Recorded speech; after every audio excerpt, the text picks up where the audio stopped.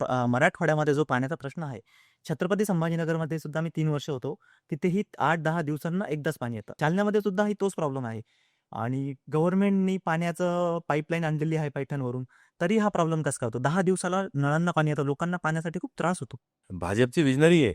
भाजपच्या हातात जर महानगरपालिका आली, तर निश्चितच तुम्हाला तिसऱ्या दिवशी पाणी पुरवठा कसा होईल या पद्धतीनं आम्ही सर्व नेते एकत्रित बसून त्याची रचना करू आणि दररोज तिसऱ्या दिवशी किंवा दररोज म्हणा, सर्वसामान्य नागरिकांना पिण्याचं पाणी मिळालं पाहिजे, जेणेकरून जे नागरिक आपल्या घराचा टॅक्स, नळपट्टी असेल, घरपट्टी असेल, हे भरतात. आजही लोकं आम्हाला प्रश्न विचारतात, की तुम्ही जर आम्हाला आठवड्याला पाणी देत असाल, तर एका महिन्यात 4 दिवस पाणी देता.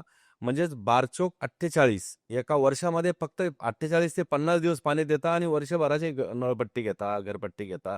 हे आम्हाला न परवडणार आहे, असे लोकं प्रश्न विचारतात.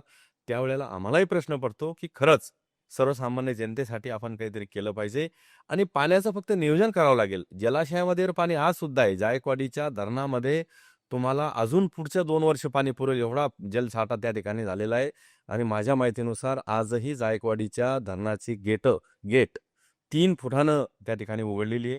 कितीतरी क्युसेकमध्ये पाणी आज समुद्राकडे वाहून जाते जायकवाडीच्या धरणाचं.